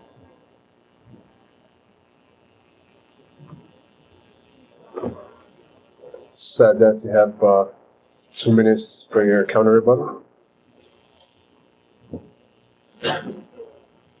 Okay, this almost sounds kind of like double talk. The universe didn't cause itself, if I heard correctly, but whatever was outside of it, or something that could have been outside of it, could have caused it. Well, if we're defining the universe as the natural universe that we inhabit, then that's my whole point. That's something outside of nature, something outside of science, something outside of logical positivism or empiricism caused the universe to come to existence. That would be my point. One of Charles' objections was that, well, God would be a complex being, so that itself demands explanation. Well, that's only if you presuppose materialism and naturalism as the only thing that exists. In other words, if you're trying to slot God and into the material universe and thinking of him as some kind of supercomputer in the sky, then that would be a problem we would have to explain. But that's not what we're positing God to be. You gave an example of how our overactive causal detection mechanism would help us survive. So, I see a shadow in the dark. Better for me to assume that it's something dangerous because that will help me survive. There's many aspects of religion which are not so easily explained through Darwinian evolution, such as our belief in the afterlife. How exactly does the belief in the afterlife help me live longer? Who would live longer? The rabbit that believes in heaven or the rabbit that doesn't believe in heaven? Which one's going to get eaten first? So not all of these things necessarily fit in, I think, with Darwinian evolution. Yes, you said that while Islam, perhaps, without using the word improve, I'll use the word improve, that Islam was improving on Christianity and making the gods seem more reasonable and less falsifiable.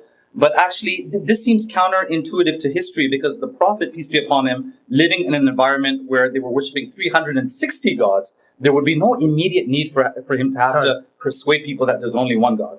All right, so we're moving on to part 3 of the debate, which is the closing arguments. Everybody gets eight minutes.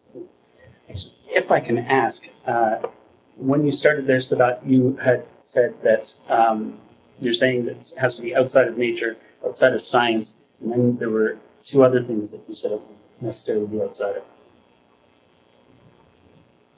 The cause of the universe wouldn't necessarily be outside of the natural universe. I mentioned that if you think of God as an idea instead of a complex supercomputer in the sky, then you don't have to worry about this problem of how do we explain the complexity of God. Ideas are often simpler than the material things that they create. No, it was a list of things that it would necessarily need to be outside of. So we can add that in another time. It's fine. Closing arguments. Jeez, I'm not as prepared as I should have been.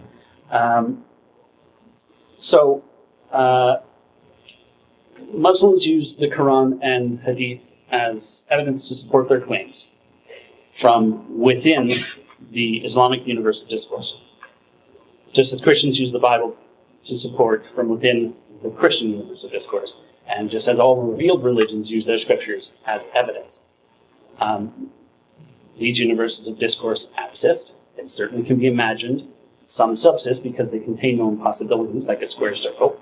I suggest that Christianity does not subsist, as the Trinity is impossible, and all are claimed to exist.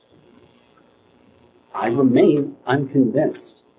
The scriptures absolutely exist. The Hadith exist. The Quran exists. But we don't have any real world method of confirming the claims made about things like the existence of angels or demons or even Allah.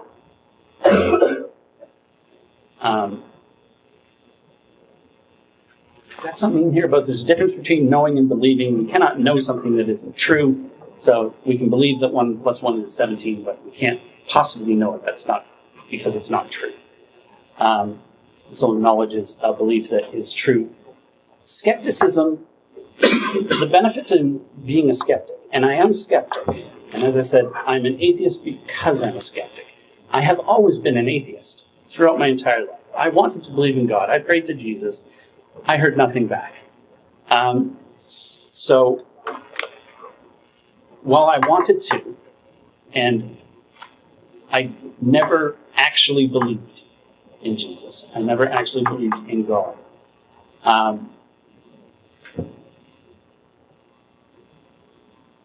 So I've always been an atheist, but my reasons were just awful. It was just an assertion. It was basically me being contrary. Because I didn't want to be told what to do. Exactly, I don't. And also that I think the idea of being judged when I think the game is rigged. Until I have sufficient evidence, until Allah or Jesus or whoever reveals himself to me to prove that they exist, it's unfair. I can't tell a difference between any of the gods. So the idea of a father who hides himself and then demands a relationship with me or punishes me for not having the relationship. It doesn't even work because I had to have a father. I don't have to have had a God. But one of the benefits of being a skeptic is that when you find out you're wrong, you're not wrong anymore. Because you've abandoned the belief. That's how it works. You have to accept it. You've discarded the old position in light of new evidence. My old worldview map, the one that had ghosts and such in it, eventually I had to admit it was not giving me reliable results. It wasn't actually mapping to reality. There were real world obstacles that weren't on the map. And where the map showed, there were paths where the map showed nothing but walls. Mostly it was paths that never actually went anywhere. And as I started to learn more about the world, I started to update my map. And I found that I had entire sections of it upside down because of a causal agency detector and other things like that.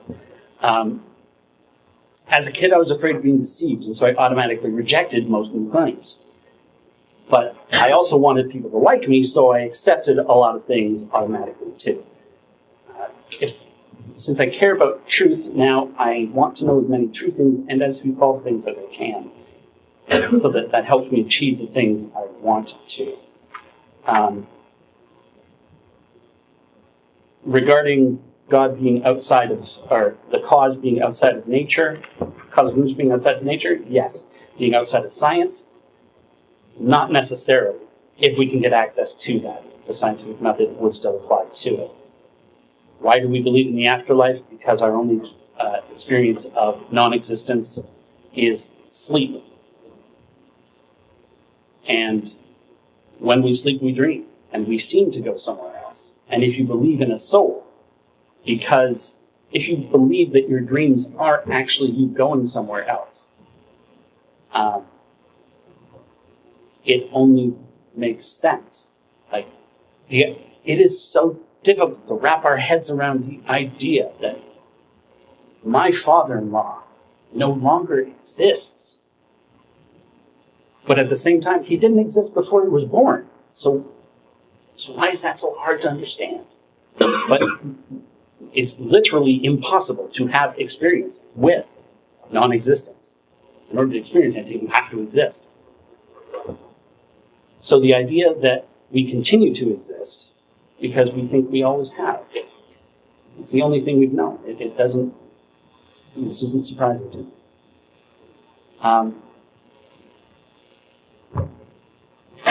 I don't think, again, we don't choose our beliefs. We're either convinced or we're not. I think we should not accept beliefs automatically, and I think that skepticism is the way to go. Ultimately, my skepticism for Islam has to, even if I grant that the limits of methodological naturalism tell us that the Quran is the word of Muhammad. That's as much as it can do. It can tell us that if he claimed it wasn't his word, it can tell us that everyone else believed it wasn't his word. But it can't actually show us that it isn't his word. That's a limit. But assuming it was a revelation by a supernatural being to him, why do we believe that it was telling the truth? If Christianity was true, and I was Satan, and I wanted to lead as many souls as I could into my domain, I would pretend to be Jibreel. I would teach all of these different things. I would draw people away from the truth. But I don't believe any of that, because I still have no reason to believe that something supernatural exists. And unfortunately, I don't know if it's even possible to have evidence for the supernatural. That's time. Thank you. Sadat, you have 8 minutes for your closing argument. Generally, I allow people to self-identify as they please. And that's the Canadian way. So Charles wants to self-identify now as an atheist, although he strikes me more as an agnostic. And he also wants to self-identify retroactively as an atheist too. And he says, I was always an atheist. This makes it sound more natural. This makes it sound like it's not taught. This makes it sound like perhaps it's even more intuitive to disbelieve and just be skeptical. Although I've shown that human beings are by nature believers first. All right. So despite all this talk about rationality and skepticism with respect, Charles is a believer first. He's not taking his skepticism far enough, right? See, there's 2 ways to win a tug of war, you know? You can either outpower your opponent, make them fall, or what can you do? You can just let go and see how far he falls back. So I'm saying you should be skeptical then all the way. If you think that skepticism is the way to go, then I've given you a whole list of things to be skeptical about. Temporal depth, the fact that we are actually experiencing reality right now, your father. Of course, we have to have a father. We all have to have a biological father. But my point is that your father is your father. How do you know that? That's based on testimony. That's not even based on multiple testimony. That's probably based on the testimony of one woman, that you accept who your father is your father. The idea that we're not in a dream right now, right? The fact that we weren't created 5 minutes ago. The fact that science can reveal ultimate meaning and truth and the purpose and meaning behind our lives. All of these are presuppositions which you haven't proven and which you can never prove scientifically. You can try to argue for it through reason, through rationality, through philosophy, using religion and theology, but you can never prove it scientifically. So if you say skepticism is the way to go, I say become even more skeptical than you are. Be skeptical about all of these axioms and first principles that you're just taking completely on faith, using your own language. You said you take it on faith. All right. Now, again, just to add to what I was saying previously, if you think that Muslims think that, religion only got it right 3 times in history, I've shown that the history of monotheism has been there throughout. The other thing is, unlike our Christian friends, it's not a case of we're spirit breathed. I've got the Holy Spirit in me, and you've got like the spirit of Satan in you. It's not like this. Islam actually allows more leeway for human error. We can actually make misjudgments, as you said. We can get things wrong. Our reason can lead us in the wrong direction. So we don't look at non-Muslims and automatically assume, well, this guy is worshiping the devil or something like this, right? And my point there being that even these ancient cultures that attributed thunder to the thunder god, we're not even saying they're completely wrong. We're not even saying they're completely wrong. I can call Allah the thunder god. That doesn't mean that he's relegated only to the duties of causing thunder. But ultimately, who is in charge? of the weather, of the cosmos, of the winds. We believe Allah is. Now you can say, well, there's naturalistic explanations now, so we don't need God. But this misses the important fact that there can be multiple explanatory slots. You can have a scientific, naturalistic explanatory slot, and you can also have a philosophical or a theological explanatory slot. So for example, if you were to ask, how did these words get onto this paper, right? Well, I mean, the ink came out of a pen and came onto the paper. That might be the naturalistic or scientific explanation for how the words got onto the paper. But another explanatory slot on a philosophical level, which I can't prove to you empirically, is that the ideas formed in my mind, right? I had ideas in my mind and I wished to record them and transcribe them. That's why I physically wrote them down, right? So there can be different explanatory slots, and our atheist or agnostic friends have to understand that. You were mentioning dreams. Again, I'd like to emphasize that dreams are metaphysical experiences. You have spiritual experiences every night of your life if you dream. We have transcendent spiritual experiences every night of our life. Earlier on, he said the morality problem doesn't bother him. Well, this bothers me. Mm-hmm. This bothers me big time. If you tell me that the only reason it's wrong to rape children or to murder or to sleep with your sister is because of social agreements, which you didn't put that put that explicitly, but that would be the implication, that social agreement. Society's opinion determines that to be wrong or evil. This is somehow not emotionally satisfactory, right? If the human being is just a body of chemicals, then why should murder be wrong, right? Why should murder be wrong? So many of the things that you assume to be good and bad, when our atheist agnostic friends say that, well, I can be good without religion, you're piggybacking on religion. You're smuggling in religious values and opinions oftentimes into your moral worldview. Otherwise, on a purely materialistic, Darwinian, atheistic worldview, what would be wrong about killing someone? What would be wrong about having non-consensual sex with an animal? Sorry to give crude examples, right? But the reason I have to give crude examples is because that's where we've fallen to now as a society. That's where we've fallen to now as a society.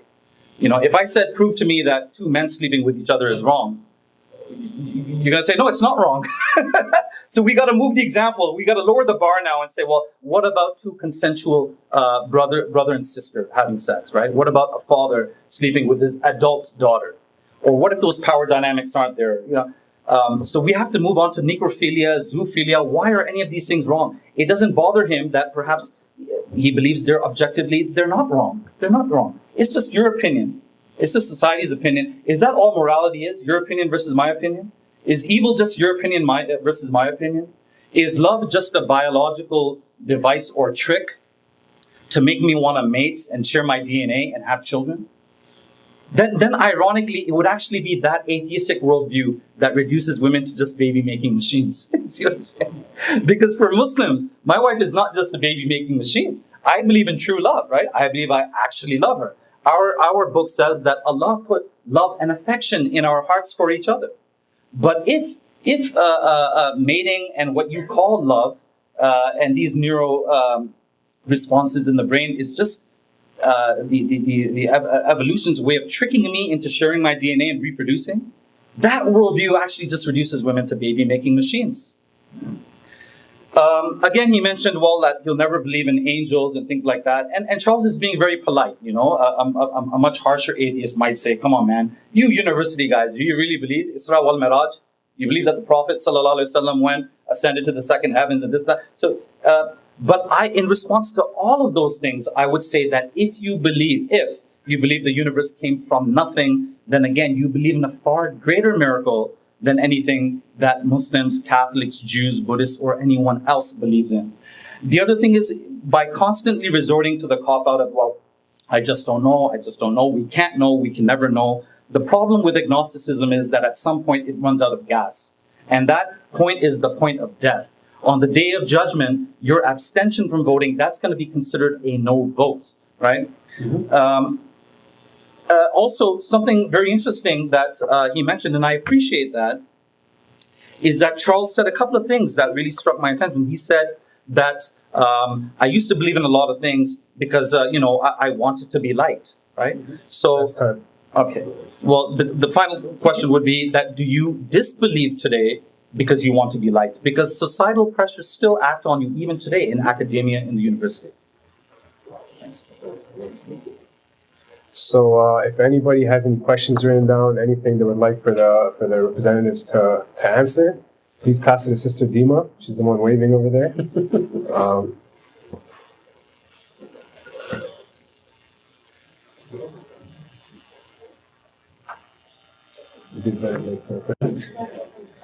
Catch the question. Bring it closer. Oh, no, we're just gonna have the questions on paper, so I'll read it out. Okay, that's all right. You'll still capture it well. Okay. So for the first question that we have, it's for you, Charles. So it asks if you believe in a soul, and if you do, then why? If you don't, then why not? No, I don't believe in soul. If by soul you mean that something that is me that will exist, continue to exist after my body dies. I do not believe that. The reason I don't believe it is because I don't have evidence to believe it.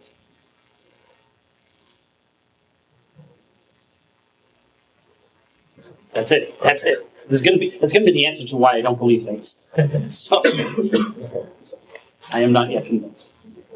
All right. So I believe the second question that we have is also for you, Charles. It says, how does enforcing atheism help anyone? Probably, I have no idea. I don't think it helps at all. Is someone enforcing it? I mean, the Chinese government's enforcing it. That's not a good idea. No, absolutely. That's a bad idea. Believe what you believe. But I'm not trying to force atheism on anyone.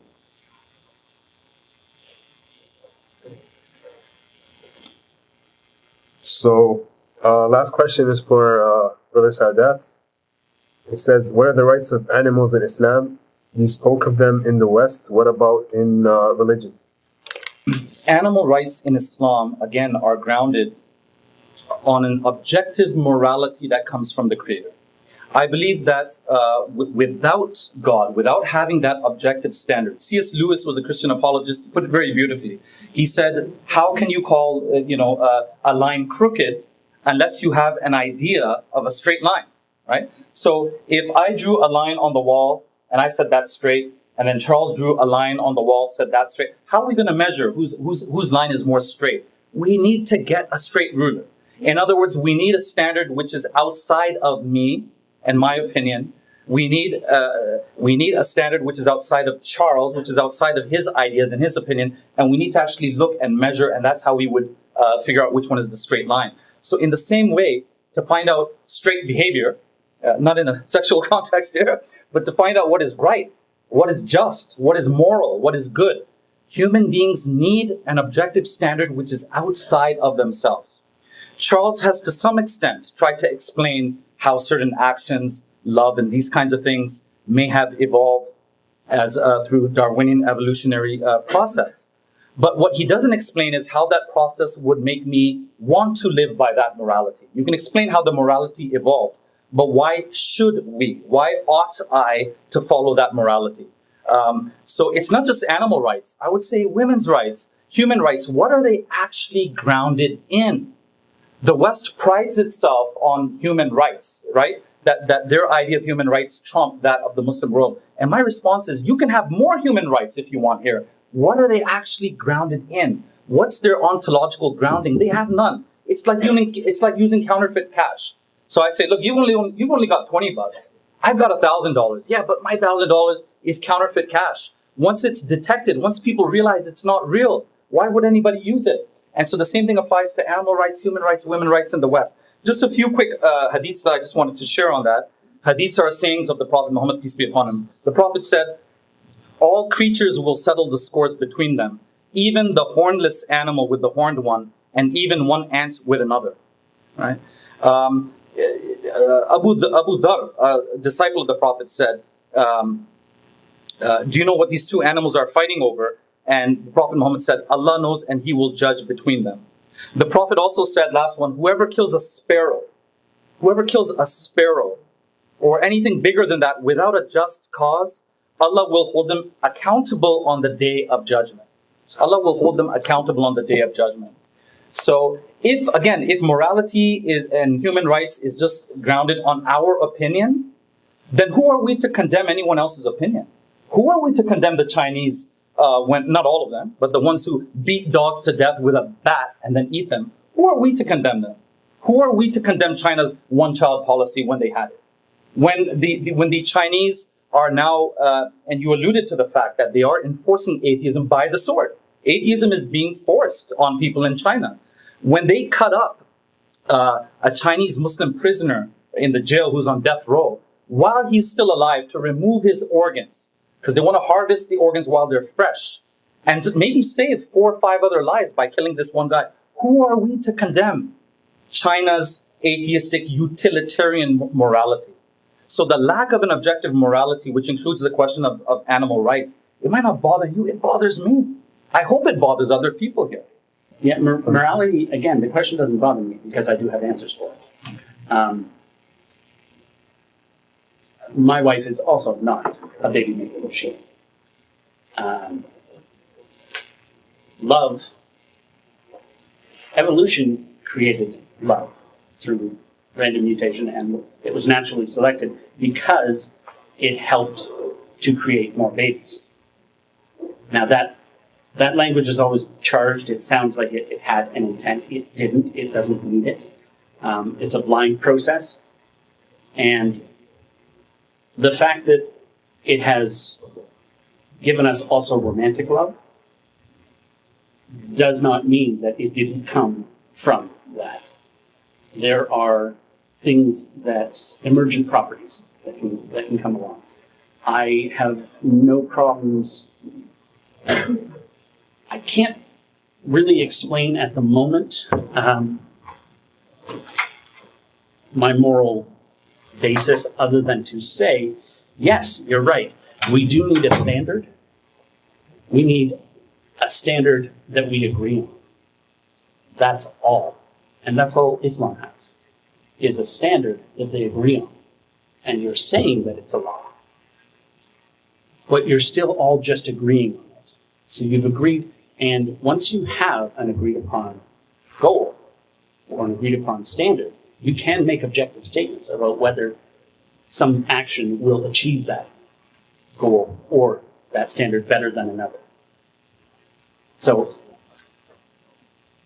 there are reasons why it doesn't bother me, and a very strong part of it has to be an understanding that we did evolve. And I don't know how to express this properly, but my world, the reality that I live in, is not different from the reality you live in. The history of my world is the history of your world.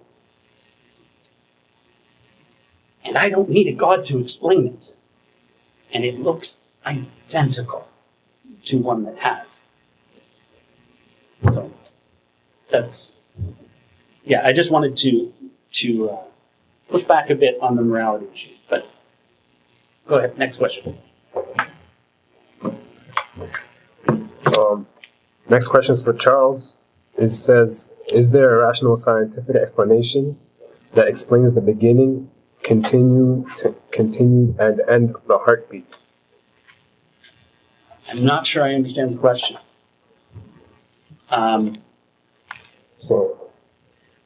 Yes? Is there something that explains life and the heart? Yes. The heartbeat, I guess. The heartbeat. When the heart is beating. Yes. I can't give you the exact explanation, but yes, there is. There's a reason why it evolved. And there's a reason, or rather, there's an explanation for how it evolved, or how it could have likely evolved. And there's a reason why it stops. Because it wears out. Because our bodies Natural selection only cares about getting you to the age where you reproduce. And once you hit the age where you no longer reproduce, natural selection cannot apply because it only cares about what gets passed on to the next generation. So if you have a gene that kicks in when you're 75, you haven't had babies for a while. That gene exists in the babies that you already had. So it's going to continue to exist. It doesn't get selected out because it doesn't kick in early enough. That's why we have so many old age diseases. I don't know if that answered it. I apologize. I believe the next one is for Charles as well. It says, It's to be expected. it says, if you're, Random chance, eh? it says, if you're an atheist, what's the meaning in your life? Meaning in my life, What purpose do you have? what purpose do I have? Yeah. The purpose of my life is to create a place where people can feel safe, accepted, and worthy simply by being themselves. The reason that is the purpose in my life is because I didn't have that when I was a child. My purpose is my responsibility. It is my responsibility to choose what the purpose of my life is. And I cannot abdicate that responsibility to a God. I would suggest that Muslims themselves have chosen that the purpose of their life is to serve Allah.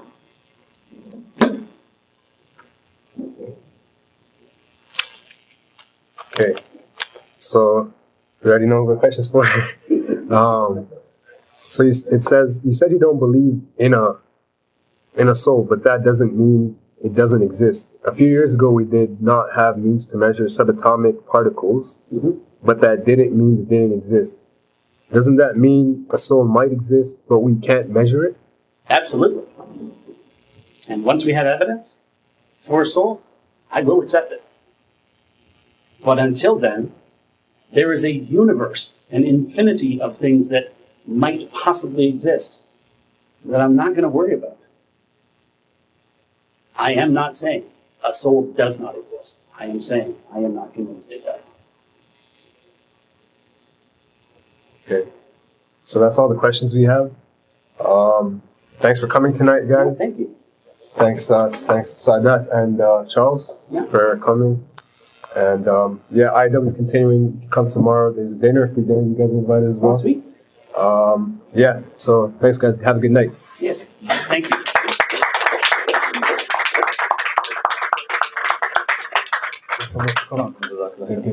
Jazakallah. Appreciate it.